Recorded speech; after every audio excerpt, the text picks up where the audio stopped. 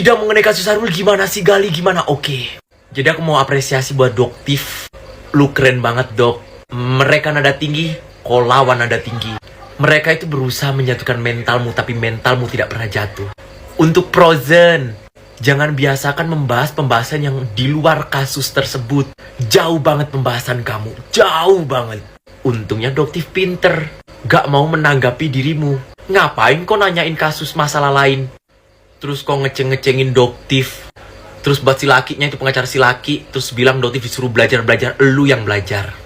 Andalan kau cukup satu screenshotan itu aja ya. Di mana nama si Mbak Sandi, di mana nama Doktif, di mana nama Nikita Mirzani, di mana ada penyebutan MS Glow. Kenapa nggak mau diputerin video yang lain? Takut ya? Dan si Warwar tantrum, dipanggil Sahrul. Pokoknya Doktif the best hari ini. Maju terus Dok, aku nggak sabar giliranku untuk nantang dia. Terus andalannya satu, itulah adalah sebuah karangan dongeng, karangan cerita. Aduh, netizen udah pinter arahnya kemana. Anda ini Bu Elsa, maaf ya Bu Elsa ya. Anda ini sudah pasang ring satu Bu Elsa. Dua dong. Udah dua dong. Udah dua. Bu Elsa, Doktif ini baru pulang umroh yang Anda katakan. Ya tadi sebelum Anda katakan kemarin itu Anda bilang Doktif tuh takut. Doktif tuh nggak mungkin umroh, Doktif pulang dari umroh. Hati-hati Bu Elsa. Dibilangnya di rumah. Dibilang di kamar. Di kamar di rumah. Di rumah tuh. Bayangin coba, padahal pada saat itu Doktif ada di Madinah. Hati-hati loh. Bu Elsa, hati-hati. Jangan sampai Anda meninggal dalam keadaan 10 khotimah. Ya, jangan sampai dalam keadaan 10 khotimah. Jika Anda membela seorang penista agama, meskipun kasusnya berbeda. Oke, ini beda kasus, tapi Anda bela ada seorang penista agama. Pembulian Kata sama Mas udah nggak usah kerja lagi, udah nggak usah jadi jurnalis, soalnya teman saya udah jadi jurnalis, udah jadi ini wartawan, udah resign aja, udah resign aja. Ini beritanya udah ada di teman-teman saya. Sahrul lagi tantrum, junjungannya pun lagi tantrum. Ini tantrum berjamaah tah?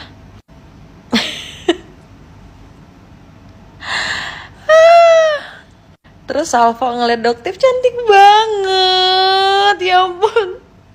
Gue sampai cari ke Mbah Google. Muka Doktif tanpa topeng bener-bener cantik banget guys. Dan tadi bener-bener cantiknya minta ampun. Hidungnya mancung, badannya tinggi. Sahrul tantrum. Sahrul dan junjungannya. Aroma tanah alias Nepos, si paling namaste. Tantrumnya berjamaah. Postingan saya tadi beredar di TikTok dan saya tidak pernah mau posting di TikTok karena saya tidak mau punya akun TikTok.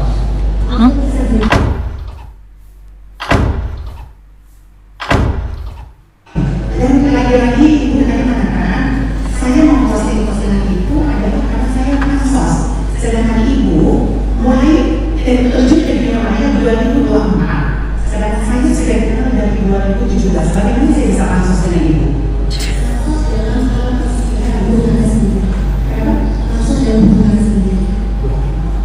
Bisa ibu menjelaskan seperti itu.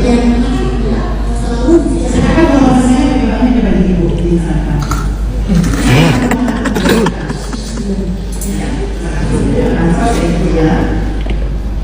Oke, aja yang mulia.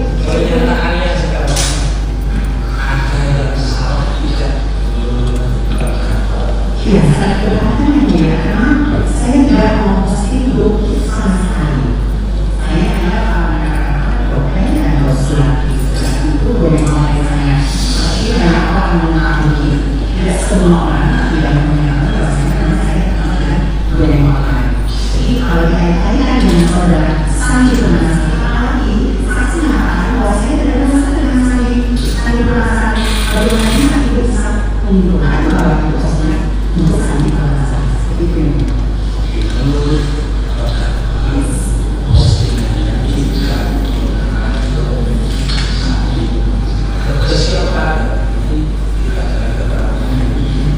Menurut dia, menurut saudara tetap ada keterangan.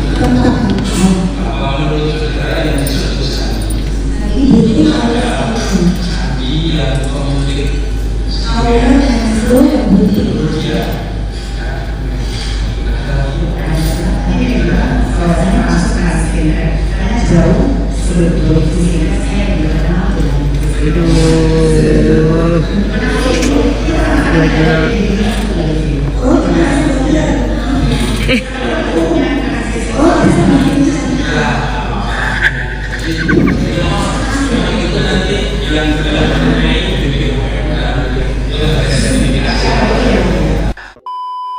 Mari kita bahas persoalan kasus Isa Sega. Doktif sebagai salah satu saksi yang memberatkan Ibu Isa Sega. Pasti kalian kemarin bertanya-tanya, kenapa sih Doktif kayak nyerang Ibu Elsa Sharif?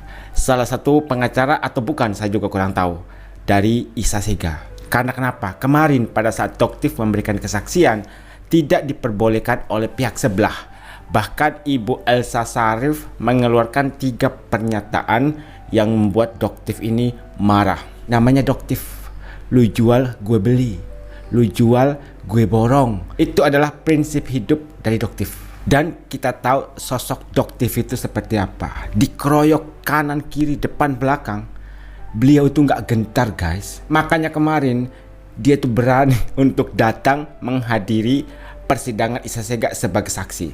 Dan apakah di sana ada Ibu FS? Tidak. Diduga karena ketakutan, atau ada juga yang bilang Ibu FS malu karena beredar sebuah video dari Doktif yang mengatakan bahwa FS lewat Dr. Ekles ingin bertemu dengan Doktif, tapi si Doktifnya tidak sudi untuk bertemu dengan Doktif. Bayangkan saja, kata Ibu Elsa Sharif, si Doktif itu kan udah tersangka, nggak mungkin dia diperbolehkan untuk berangkat umroh, tapi nyatanya Doktif berangkat umroh. Kemudian katanya Doktif nggak berani untuk datang ke persidangan karena ketakutan. Buktinya kemarin Doktif datang. Artinya statement dari Ibu Elsa Sharif dipatahkan oleh Doktif. Kemudian kata Ibu Elsa Sharif, Doktif itu bohong. Live-nya itu nggak dari tanah suci, tapi dari kamarnya. Dibantah lagi dong sama Doktif. Jadi 3 statement dari Ibu Elsa Sharif dibantah oleh Doktif, dan bisa kita katakan bahwa Ibu Elsa Sharif ini diduga berbohong. Kemudian soal kesaksian dari TSK, yaitu Ibu Isa Sega. Katanya beliau ini nggak punya akun TokTok, dan di sini Yolo ini nggak mau kalah dong, pasti akan selalu memberikan bukti. Kata Ibu Isa Sega, dia tidak punya akun TikTok. Nah, di sini sudah diunggah 3 akun TikTok yang diduga merupakan milik dari Ibu Isa Sega. Yang pertama namanya Mami Online. Terus yang kedua namanya Mami Isa Sega. Dan yang ketiga ada lagi nih, namanya Mami Online dengan huruf kecil. Itulah yang saya katakan jejak digital itu kejam. Makanya sebelum berucap, mendingan dipikir-pikir dulu. Kalau saya memberikan kesaksian seperti ini, takutnya nanti ada bukti. Kena deh saya. Ingat, Ibu Isa Sega ketika memberikan kesaksian palsu justru memberatkan hukuman dari TSK tersebut. Jadi diperkirakan Isa Sega ini hukumannya bertambah. Kenapa? Karena diduga memberikan kesaksian palsu. Ada 3 akun TokTok diduga merupakan pemilik dari Isa Sega. Nanti pastinya dari tim cyber akan cek dong apakah benar ini akun asli dari Isa Sega dan yang megang adalah Isa Sega atau tidak. Kemudian soal yang duluan terkenal siapa sih? Doktif atau Isa Sega? Kata Isa Sega, bagaimana bisa saya dikatakan pansos kepada Doktif?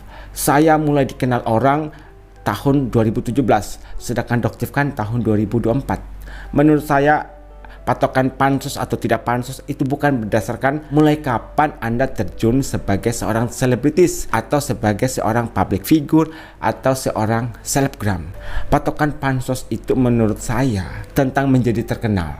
Kita tahu bersama pada tahun 2024 si Doktif ini booming di mana-mana, viral di mana-mana.